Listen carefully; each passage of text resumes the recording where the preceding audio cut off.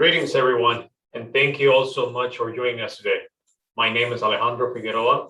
I'm the Director for Economic Development and Intergovernmental Affairs for Yuma County, Arizona.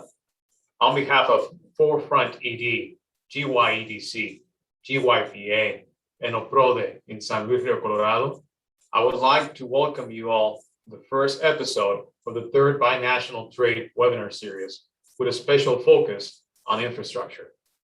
So let me tell you a little bit of the format of the event. At the end of today's presentation, we will have a Q&A session. So please feel free to submit your questions and comments in the Q&A box of this platform. For this episode, we are honored with the participation of Daniel Ortega, Southwest Division Manager of the Arizona Public Service, also known as APS, who is based in Yuma, Arizona. So who is Mr. Ortega? Let me tell you about our guest today. Danny, as we know him, has held this position with APS since July of 2019, after transferring from Douglas, Arizona, where he began his career nearly 6 years ago. He's an Arizona native, born and raised in Douglas, Arizona, a graduate of Cochise College with an associate's degree in science, Associates of Science degree in avionics. Daniel worked at IBM for 8 years, starting as an electronics technician and later accepting a position as a systems engineer in Louisville, Kentucky. He returned to Arizona to help with his family's business in Douglas and quickly became very active in the community. His passion for public service led him to be elected to the Douglas Unified Governing Board, where he served for 12 years. The Cochise College Governing Board and as a mayor of Douglas for a 4-year term. He currently serves on the Greater Yuma Economic Development Corporation Board of Directors, and he is a member of the San Luis Frontera Rotary Club. In his spare time, Daniel enjoys hiking, bike riding, and cooking. Mr. Ortega, thank you so much, and the floor is all yours now. Alejandro, thank you very much. Thanks for the introduction, very kind. And also thanks for the invitation for being here. As Alejandro stated, I'm an Arizona resident, born and raised, but also a border resident. Born in Douglas, Arizona, lived there throughout my whole life. Family had a retail business there, and we're very aware of the interactions of border trade, border travel, and what it means to live on the border, which made me really glad when I was able to come to Yuma. Yuma's my home now, and it's so far ahead of where I've been as far as community involvement. The partnerships we have here within the Yuma County and Sonora area is just something to be proud of. And actually, I was somewhat jealous of where this area is as far as development compared to what we had in other locations. So again, thank you for the invitation. You did a fine job introducing myself, and I'm excited to be here today. I'm going to focus on the energy piece today, electrical piece. Our area, our state are extremely fast growing, and no one can grow without electricity. 95% of our customers, if not more, rely on energy when they come to a new area. So we want to make sure at APS, we're not going to be a hazard to people not coming here. We want to make sure they feel comfortable. We can provide whatever energy resources they need and in a renewable way down the road. I'm going to introduce you to APS, talk about our clean energy commitment, which was announced last year, 2020. We'll talk about our resources, the renewable development, and also a quick look at what APS in Yuma is all about. APS is Arizona's largest investor-owned utility company, different than some other utility companies that do not work with, do not have the investor owning. We are in 11 of 15 counties, and I'm proud to say we're in Douglas, Yuma, and Lukeville. We serve 3 of Arizona's 4 border crossings, which gives us a good insight to the cross-border traffic. We cover over 34,000 square miles. We here in Yuma have almost 100,000 customers set up, both business and residential. We have 17 substations in Yuma versus 430 for our entire company. And our operating voltages are 500, are listed there. Yuma's peak demand is probably closer to 450 megawatts. And what's very interesting to me, at least from the Yuma area, it's a real sustainable growth. We have a high summer demand because of air conditionings, but we also have winter visitors, and our agriculture business here in Yuma is well, everyone knows, feeds the entire nation and a lot of the world with the produce grown, not only in Yuma, but cross-border. So we have cooling houses. We have a lot of unique opportunities for current customers, and are always looking for future growth here too as well. So this is a quick look at APS. We have a lot of transmission lines. We're able to serve our community, and being on the border, not only with Mexico, but with California, we offer a lot as far as interconnection availabilities and opportunities. Oops, one too far. I'd like to talk a little bit. I know we would like to talk about renewable. Last year, we announced a clean energy commitment to have 100% clean carbon-free energy by 2050. And by 2030, we're going to have 65% clean and 45% renewable energy. We made this commitment last year, and we're working hard towards getting there. But the only way we can get there is through partnerships and collaborations with our local communities, our local educators, and as well as third-party providers of energy. So that's an opportunity I see here in Yuma. We have a lot of land, we have a lot of sunshine. So it's an opportunity down the road for customers to partner with APS on our clean energy. Part of that mix, as you can see, it was 15 years ago, we only had 24% clean energy. As of 2019, it was already up to 50%. And by 2030, it should be 65%. With the base load also coming, we must understand, from our Palo Verde generating station. That is a carbon-free utility. It's going to have to be working in partnerships with our local communities, our local government entities. It's policy-based.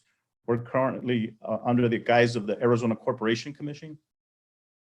We also need to look at our existing power sources. What do we have available today, and where do we need to get with that in the future, whether it's gas energy, nuclear, and then of course there's solar. We use wind power through power purchasing agreements. We're working as a company to be as flexible as we can, and we do not want to be the stumbling block, as I said earlier, to what we're going to do within our area. Here are some of our APS resources. Currently, we have over 10,000 megawatts of available power. You can see the list here. Looking at coal will be gone by 2030, so there's some power usage we need to replace there. Our natural gas will be slowly turned off by the year 2050. And we have a microgrid here in Yuma that provides 32 megawatts of backup power if needed. PPAs in this particular slide means power purchase agreements. We purchase our wind and other clean energy from third-party vendors. So there's another opportunity for us. We're also looking at distributed energy. Currently in Yuma, we have over 73 megawatts of backup power. 21 megawatts of that is coming from commercial businesses, and 52 megawatts of solar already in homes that we're able to tie into our system are available within Yuma County to put back on the national grid. And we are always looking for opportunities to partner with people or businesses or educational companies to work and get more solar back onto our platform. But again, that's going to be dependent on the battery technology, keeping up with the demand for what we're doing out there. And here are demand side management. That's where we're trying to control our utilities, or when people are using their actual power. We have programs within APS where if you do not use as much power between 3 p.m. and 8 p.m., you get a discounted rate throughout the day. So we try to pre-cool our homes, make sure our pool pumps are run at different hours of the day when they're not within that peak period. We have a real interesting program called Cool Rewards, where upon signing up, you're given $50. And what we agreed to with that smart technology is we're able to turn off the power or reduce your power at certain times of the day, up to 20 days a year. And then we'll give you $25 bill credit on your existing bill. Many people today are looking at ways to reduce their power. We need to get smarter. We got to take care of our earth, and APS wants to be a player in that. Renewable energy storage is at 750 megawatts, and we're looking to increase that on a yearly basis by about 200 megawatts. We'll have RFPs go out there to our communities that people could take advantage of once the technology catches up. And we're working with our communities. This isn't an APS battery storage system. It's how can we come up with this as a community or businesses to make sure we have enough power for our customers and our communities.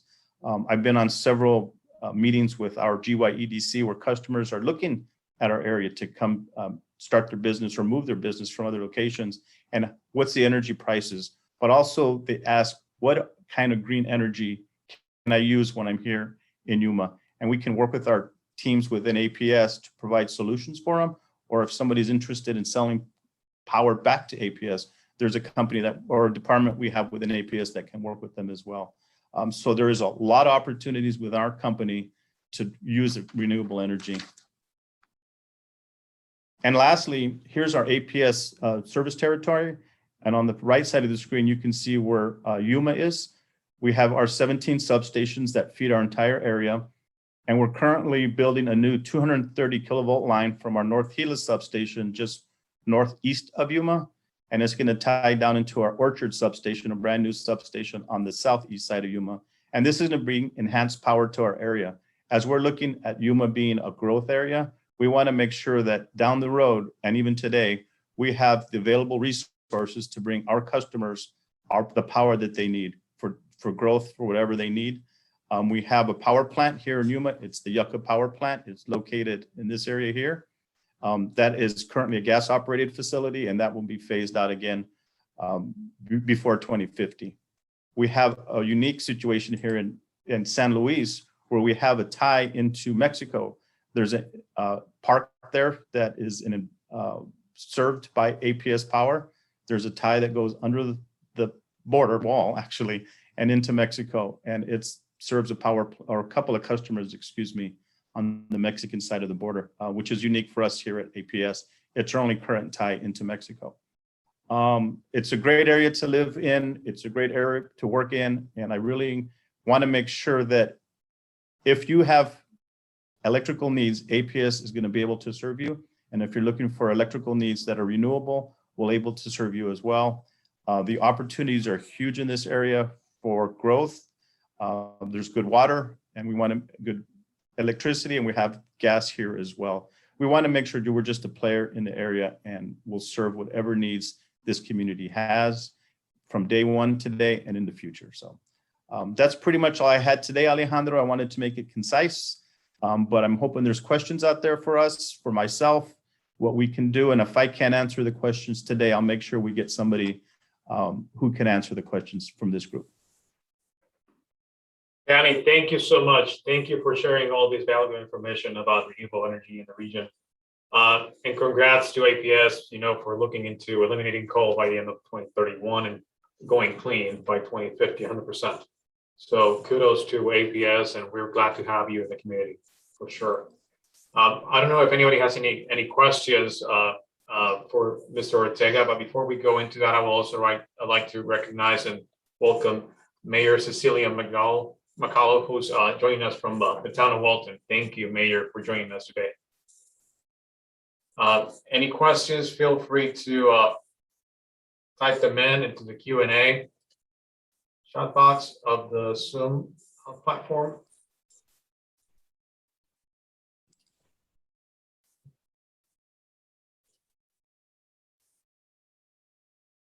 So while we do that, Mr. Ortega, I don't know if you can talk to us a little bit more about the project, the cross-border project that APS managed a few years ago with San Luis, Colorado. At the industrial park? Yes, sir. Yes, okay. We have several customers. I think there's 4 customers at the industrial park in San Luis, Rio Colorado, that purchase power from APS. We're a provider of electricity. I believe it's going to be up to 7 megawatts. We currently have about 3 of that committed at this point. We have a tie currently at that particular point. In the future, if there's going to be a tie, well, of course, it would have to go into the presidential permitting process to get a new tie established. But that tie is currently in place. We can work with our agencies if there's a need for that. But at this point, it would be limited to the general area of the current industrial park we have in San Luis. Great, thank you for that. Mr. Eric Jones is asking, what are APS's plans to help mitigate the power outages in San Luis, Arizona? Well, that's part of that 230 line we're bringing in. It's eventually going to go down into San Luis. We're giving, it currently was a radial feed going to San Luis. We now have 2 substations there, but we're working real hard to ensure that our power is more reliable. And that new 230 line, you can see on the current screen, it goes towards the Waldup sub, and it's going to head down to our Baja sub, which is on the eastern side of San Luis, Arizona. But we will be continue to invest more money into that our whole area on the reliability, upgrading our systems, and making sure the outages are kept to a minimum. Great. I hope that answers Mr. Jones's question.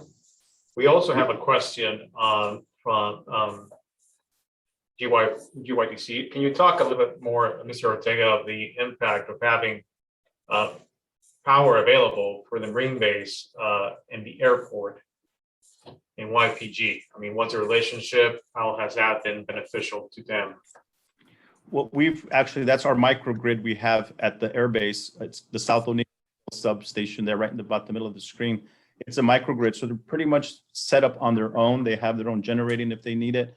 For more reliability, 100% of the time they have battery or backup there, that if the power would go out, the generators kick in and can actually keep the base going for as long as they need, the airport and the Marine Corps base.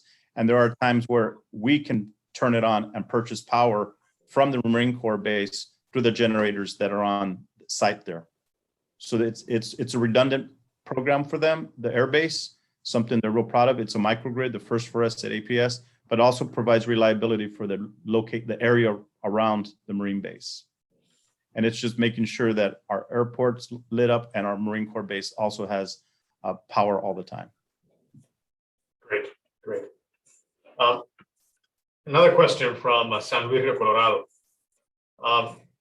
What is the capacity, what is the energy capacity that you currently send to Mexico from Arizona?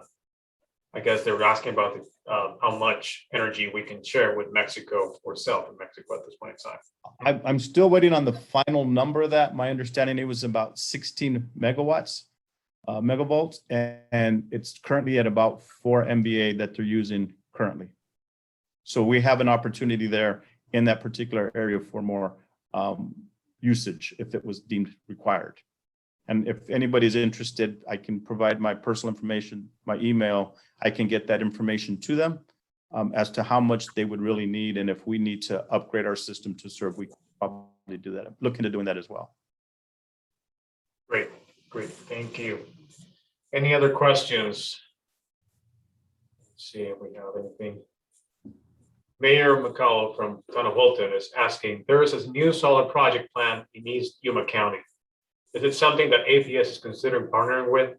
Is there a current partnership connection with First Solar's existing solar array? Currently, we do not have any partnerships. We have an entire solar team that will work with them. And if they're interested in putting their power, selling their power to us, we can do that. But many of these companies do come in on the grid and just provide the power to other companies. But it's definitely something we can look into. Thank you. We do have our own solar array in the foothills currently. That's 35 megawatts. And of course, when you're driving to Gila Bend, the Solana solar plant is there on the north side of the freeway prior to getting to Gila Bend. Mr. Ortega, Jenny Torres from the city of San Luis is asking, San Luis Colorado is proposing to develop a combined cycle natural gas power plant. How would this impact APS's plans to provide future power needs for this area? The area includes Yuma County and San Luis Colorado. Well, Jenny, if it depends on, again, the presidential permitting process. If this was something we've already, or they've included into their applications to sell power across, that is always the opportunity. If I understood the question correct, it's in San Luis Colorado. Is that correct? Yes. We're, of course, APS is always looking to provide the best service to our customers at the best price that we can. So if there is interest there, I can reach out to them or they can reach out to me and we could further pursue whether it's an option that's available to us. The only knowledge I have of the limiting factor would be whether or not there's a presidential permit to cross the border with that power, whether there's a tie there.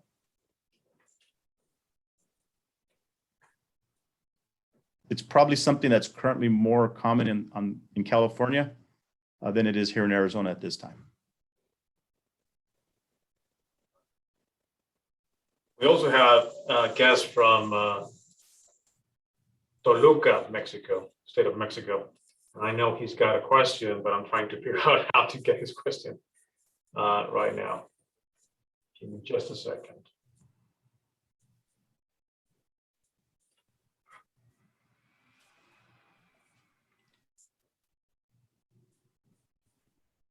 Nasser Mendez from the Forefront ED, he's asking, are there any other plans to work with Mexico in terms of energy supply?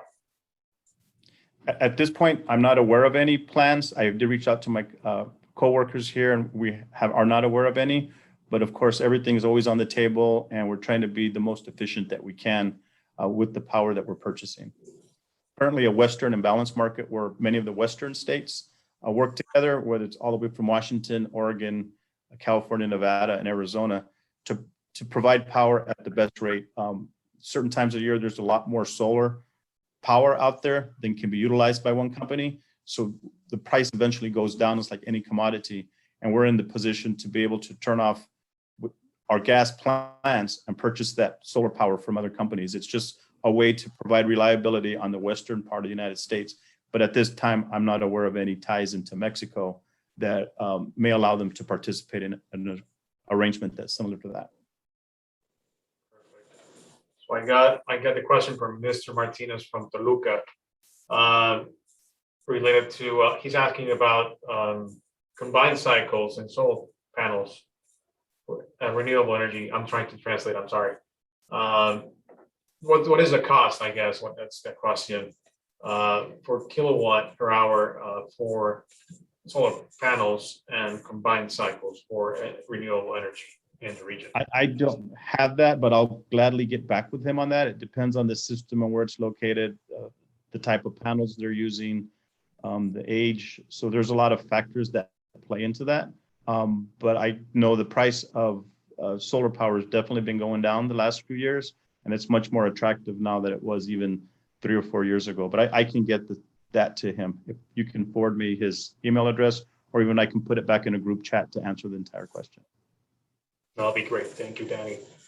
Dr. Linda Elliott Nelson is asking what actions have been taken to avoid the massive regional power outage that this region experienced some years ago. Well, that was a big problem for all of us on the West Coast, including Yuma down to San Diego. But there's many more fail-safe measures at our substations, especially here at North Gila, where we have where a lot of the lines tie in 500 kilovolts from California, Arizona, they all tie in. But there's been many more safeguards that are now in place to make sure that an outage like that does not happen again, whether it's human caused or nature caused by the events. It's really interesting when you look at it. We're able to pretty much tie power in from anywhere within Arizona and sometimes within California to provide 100% energy. Excuse me, I'm sorry. I'm going to get myself confused here. But we're able to provide power with our ties at the substation. The ties that are like in San Luis are more on a radial feed where we try to minimize our outage to as few customers as we can, as quick as we can, because of the feeds we already have at our other substation. And that's what this 230 line is going to add to us. It's going to be the reliability. And then we did have to look back hard at our own mistakes and see why did the problems occur within our substations, and how do we prevent it from happening again? So we worked on that, and I can get details, but it was a kind of a domino effect of human error that caused that particular outage. So some of that's going to was removed. Thank you. Mr. Rodriguez, he made a comment on the chat, and you can probably comment on that, Mr. Ortega, after I read it. There's a project that is proposing a high voltage interconnection between the Yuma region with San Luis Rio Colorado. Feasibility studies are underway, and as Mr. Ortega indicated, the project requires a presidential permit and extensive negotiations with Mexico. I don't know if you have any comments on that. Well, again, it's more the political will to get these done. It is the presidential permitting process on both sides of the border. The elections and the stars kind of have to align right. When I was in Douglas, the previous life, just getting a presidential permit for a port of entry is very difficult, as well as a presidential permit for cross-border traffic. So I believe that's where we as a region, binational region, have to make sure we're in front of our governments, united together on both sides of the border, talking to our Congress people, talking to our presidential executive teams. And that power, I believe, comes from organizations like this, where it's a binational, bi-state organizations that are promoting it, and the reason they're promoting it for, whether we didn't have this in Douglas, as I mentioned earlier, some of the political will or the connections or the communications within our organizations to get it done. Douglas lost a port of entry because we couldn't unite as a community politically on where we wanted that. And I believe here in our area here, we have much more political will, much more connectivity, and much more communication than I've seen anywhere else. And that's the type of efforts that are going to have it succeed on both sides of the border. It's a presidential permit, like we said, on both Mexico and United States. And I see the organization here in this area in Yuma County has that will and has that networking that's going to allow us to do that. And that's when we go together as a team and speak up and say, this is why we need this connection crossing the border from Mexico to United States. And that question was from, the comment was from Mr. Luis Ramirez. I apologize. Hola, Luis.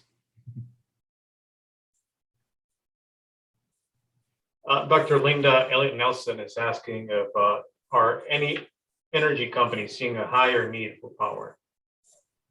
We are seeing we've been growing here at APS from our electrical demand for many years now, and it's something that we see. I think most utilities on the Southwest are seeing a growing need, and it's how do we provide that energy to them consistently and more so with clean technology, which is what we're trying to do here at APS. So yes, we're seeing growth, especially here in the Yuma area, with new customers and new demand from both residential and commercial customers.